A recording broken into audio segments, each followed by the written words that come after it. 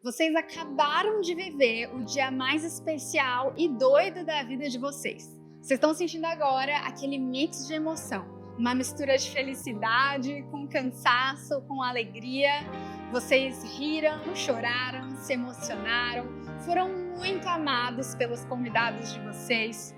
Mas agora, os convidados estão indo embora, cada um entrando no seu carro, as luzes estão se apagando e amanhã vocês vão acordar só vocês. Não vai ter vestido de noiva, não vai ter maquiagem, não vai ter convidados, vai ser você e ele pro resto da vida. De verdade, isso pode parecer assustador, mas é a melhor parte do casamento. Começar a construir a vida de vocês dois juntos. E pra gente conversar um pouquinho mais sobre esse assunto, sobre o que acontece depois do sim, eu trouxe aqui um convidado muito especial.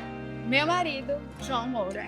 É isso aí, gente. Estou aqui agora com minha esposa, como vocês podem ver, especialista em casamentos. Isso que ela teve um casamento só, graças a Deus, que foi comigo. Mas a renovação vem, tá bom? Já já. E ela já tá planejando tudo, me mandando várias referências do Pinterest. Eu não sei se a sua noiva ou esposa é assim, mas olha, a minha DM do Instagram e no WhatsApp é só referência de casamentos. A Marina gosta muito. Então chama o seu marido, chama o seu noivo. Eu tenho boas dicas, eu acho que eu tenho boas dicas pelo menos. Eu participei bastante desse processo com a Marina, então é um prazer estar aqui com você. É isso, eu tenho certeza que esse papo vai ser muito bom, tanto para as mulheres quanto para os homens. Então vamos assistir juntos. E claro, já deixa aqui o seu like para não se esquecer, se inscreve no canal e bora começar.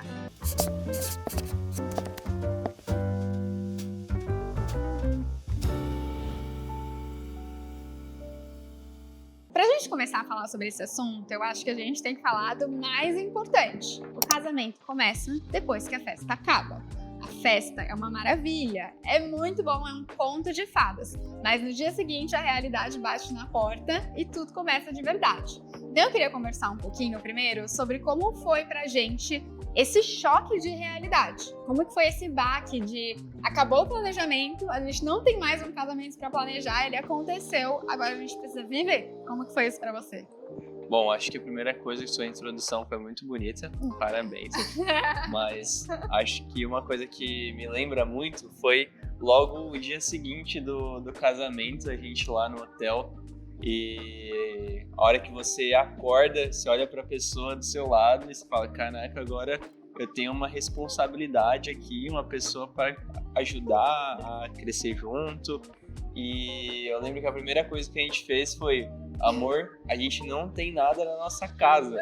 Então a gente pegou uma casa inteira, assim, a gente alugou um apartamento do zero, não tinha nada, só os móveis planejados ali da cozinha. A gente não tinha armário, a gente não tinha nada.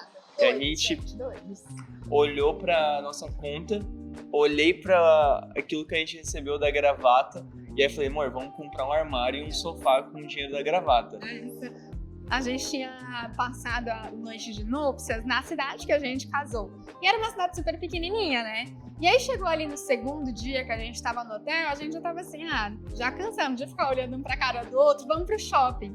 A gente foi pro shopping, pegou o dinheiro da gravata e aí já fica a dica, né? Gravata é sempre uma boa, porque a gravata pagou o nosso sofá e o nosso guarda-roupa. Então, quando a gente voltou pro nosso apartamento, pra nossa cidade, as coisas já estavam lá e a gente pelo menos tinha onde guardar a roupa e onde sentar. Exatamente. E aí eu lembro que a gente comprou lá naquela cidade, no meio do nada, e a gente mandou lá para São Paulo e passamos ali o restante da lua de mel, que foi maravilhosa, né? A gente se desconectou totalmente do mundo, assim, na nossa lua de mel. Foram 15 dias que a gente foi pra Europa, logo em seguida ficamos um tempinho na Itália. E foi muito bom, porque a gente fala que na lua de mel foi o único lugar, assim, da vida que a gente conseguiu desligar, né, amor? Então a gente aproveitou mesmo, cara, a gente gastou tudo que a gente tinha nessa lua de mel e foi maravilhoso, a gente recomenda muito, né, porque realmente é o tempo que você consegue se desligar, assim, de trabalho, familiares, aquela loucura de organizar o casamento. Descansar do processo, acho que isso é muito importante, porque o processo de noivado é muito intenso. E acho que realmente ali na lua de mel foi quando a gente conseguiu desligar de tudo e pensar, cara, o que tinha que parcelar já parcelou, o que vai vir de boleto vai vir, agora é hora de curtir. Então também uma outra dica prática muito boa é esperem uns dias para ir para lua de mel. Né? Isso foi maravilhoso. A gente tinha um compromisso logo na semana após o nosso casamento, então a gente teria que viajar pelo menos uma semana depois de casar. E isso foi muito bom, porque deu para fazer a mudança com calma, a gente já foi meio que se estabelecendo no apartamento, entendendo aquele nosso novo lar, a nossa nova rotina. E aí a gente foi pra lua de mel e a gente brinca que o baque de realidade vem, mas na verdade ele veio só depois da lua de mel mesmo, porque ali foi um tempo de descanso, de curtir, de ficar juntos.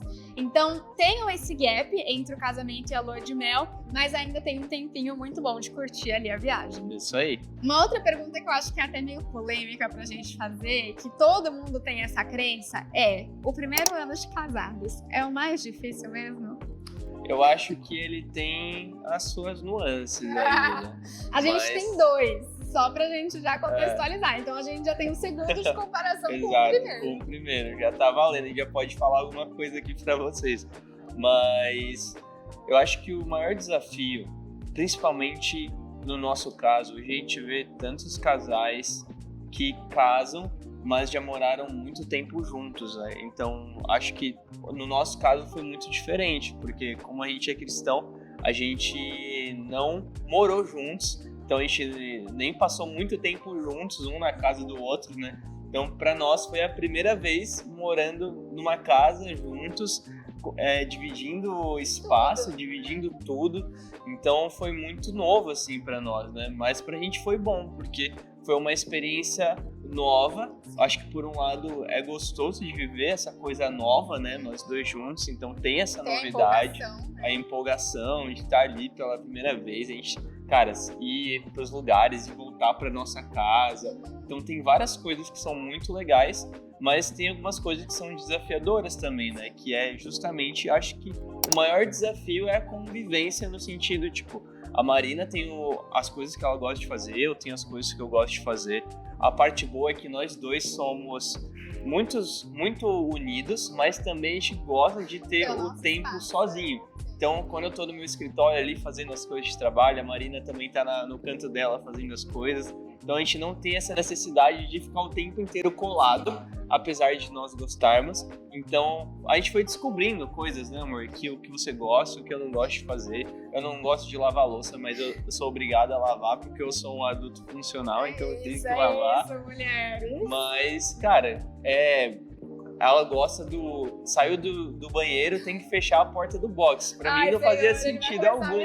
Não fazia sentido algum ter que fechar a porta do box. Mas ela fala, tem que fechar a porta do box, senão fica tudo esfumaçado e etc. Então essas coisinhas que eu acho que se não alinhar direito, vai gerando desgastes no dia a dia. Exato. Eu acho que é exatamente isso. Tudo isso que o João ilustrou mostra muito bem o que é o desafio do primeiro ano de casado. Às vezes vai rolar um estresse por causa de um box que não fechou, por causa de uma toalha que não colocou da forma que o outro gostaria que colocasse. E se você não tem sabedoria, esses pequenos conflitos podem gerar grandes coisas. Ou se você não resolve essas pequenas pendências que vão acontecendo no dia a dia, vai guardando, não conversa, não alinha, elas também podem ir acumulando. Então, acho que muita gente fala que o primeiro ano é o mais difícil, porque muitas vezes a gente não sabe lidar com a mudança. E é normal. Hoje em dia, ele já sabe como eu gosto da porta do box. Eu já sei que ele gosta de editar e de fazer o trabalho dele sozinho, trancado no quarto. Mas até a gente entender isso no primeiro ano, é um processo. Até você mesmo entender o que você gosta, o que você não gosta, não só sobre o outro, mas você entender você mesmo naquela nova dinâmica, é um processo um pouco longo. Então, eu mudaria essa frase. Eu não acho que o primeiro ano de casado ele é o mais desafiador. Eu acho que ele é o que mais faz a gente crescer, porque você sai da sua zona de conforto, mas você tem que ser muito intencional para viver aquilo e fazer dar certo. Eu acho que tá dando. E a gente pode mudar pro ano que você tem que mais ter alinhamentos. É isso. Para que as coisas fiquem mais fáceis.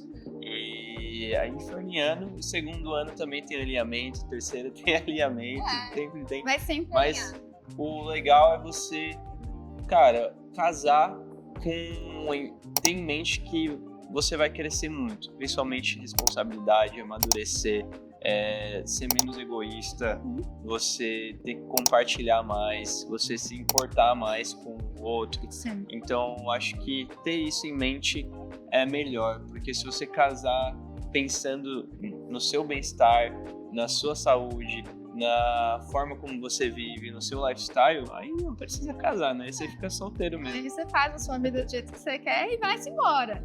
Mas uma coisa que acho que a gente concorda muito é que junto a gente vai muito mais longe. Exato. Em todos os sentidos. Isso a gente pode provar realmente pós-casamento. E acho que uma coisa que também impacta muito nessa vida de casado é a questão da rotina, né? E aí a gente vai mais para um tópico que muitas vezes é um desafio também, mas a rotina a se descobrir como um casal também é uma questão. E pra gente, uma coisa muito interessante que aconteceu foi o processo de decorar o nosso apartamento. Essa é uma grande dúvida que muitas noivas têm, né? Eu caso já com casa montada, ou eu monto a casa primeiro e caso, ou eu caso e vou montando depois.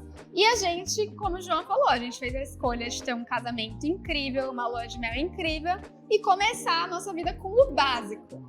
Isso foi muito bom, mas também teve seus desafios, né? Então, como que foi construir tudo do zero praticamente? Bom, começar tudo do zero, e pelo menos da nossa parte, foi um pouco mais fácil, porque minha esposa é uma baita de uma criadora de conteúdo.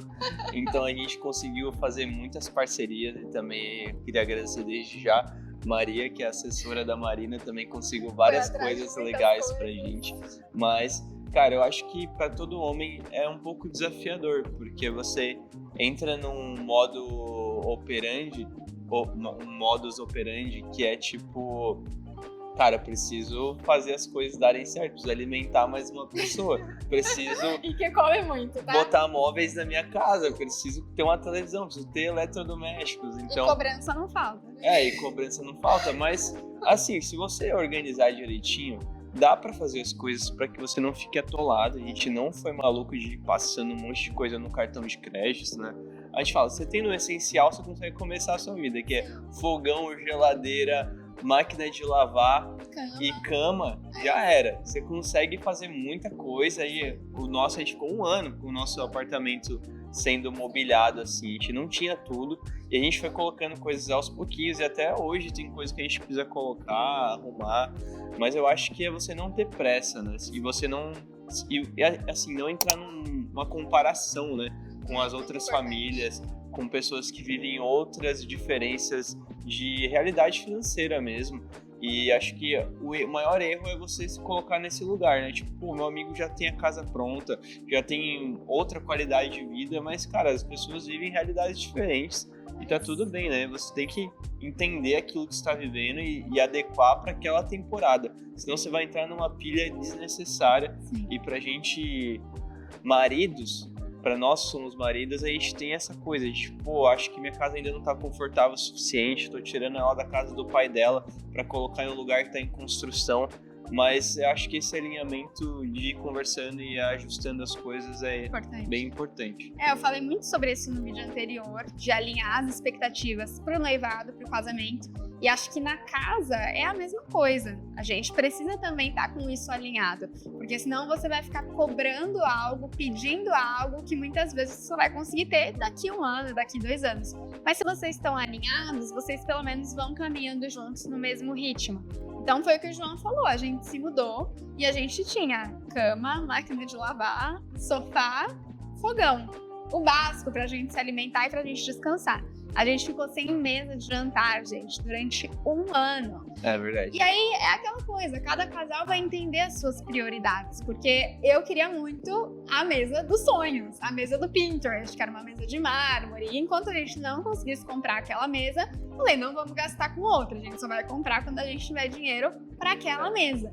E a gente foi indo aos pouquinhos e valeu muito a pena esperar, porque no fim desse processo, o que mais importa nessa construção do apartamento, do lar, da rotina, é o quanto vocês vão crescer juntos. A gente cresceu muito na nossa parceria, sabe? na nossa cumplicidade, de cara, a gente tá conquistando isso aqui juntos, a gente não tá ganhando nada de mão beijada, tudo que tem na nossa casa, seja por permuta da blogueira, seja que a gente pagou com o nosso dinheiro, é mérito nosso, é a nossa vida que a gente está construindo. Por mais que pareça assustador começar a vida sem ter muitas coisas, é muito lindo hoje, 2 anos, a gente olhar para trás, ver o nosso apartamento lindo, pronto e falar, cara, isso é fruto da nossa união, é fruto do que a gente está construindo. E só complementando, eu acho que é muito legal você guardar, né? Então, como eu sou fotógrafo e a Marina é influenciadora, a gente acaba tirando muita foto e gravando muita coisa, documentando muita coisa. E a gente tem guardado, assim, foto de vários amigos que foram lá em casa, a gente comendo no chão, porque não tinha mesa. Então, tipo, você vai guardando memórias, assim, né? E você vai colocando, estabelecendo como se fossem memoriais, assim, na sua vida de casado, de fases da sua vida, né? Sim. Então, quando você olha pra trás e aí você fala, pô, a gente construiu tanta coisa junto já em 2 anos, em 1 ano que seja, as coisas para 1 ano é muita coisa, né? Então, 1 ano a gente, cara, fez muita coisa na nossa casa, trabalhamos muito também, mas eu acho que isso é legal, você criar esses memoriais, né? Porque, tipo, cara, quando você briga, aí você olha pras coisas que você construiu e fala, pô, acho que não vale a pena continuar brigado. Vamos lá. Vamos embora. Mais um.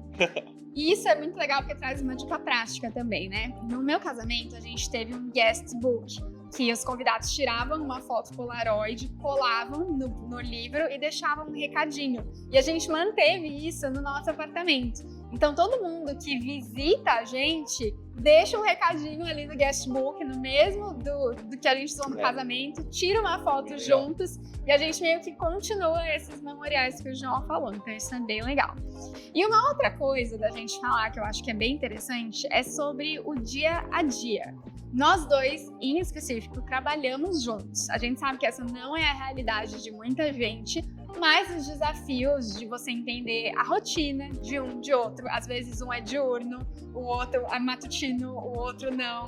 Às vezes um gosta mais de trabalhar à noite, o outro de manhã. Um gosta de acordar cedo para correr, o outro não. Essas coisinhas pequenas da rotina, o que é papel de um, o que é papel de outro, também podem ser um desafio. E a gente teve o nosso tempo para entender, né? Assim, o jeito de um, o jeito de outro, o que ia abrir mão, o que não ia. Então esse processo também teve aí os seus desafios, né, amor? É verdade, no começo foi bem difícil porque a Marina é extremamente diurna, ela gosta de tomar café da manhã e eu sou noturno e não tomava café da manhã por nada, assim.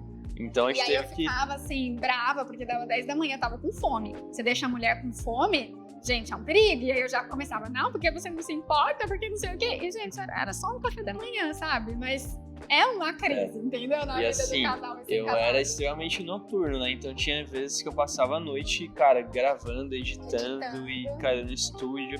Aí chegava, tipo, 10 da manhã, eu acordava, tipo, destruído no outro dia. E eu assim... Vamos tomar café? Vamos tomar café, vamos fazer. E eu, tipo, nossa, meu Deus, tem que acordar e fazer coisas, café, Marina.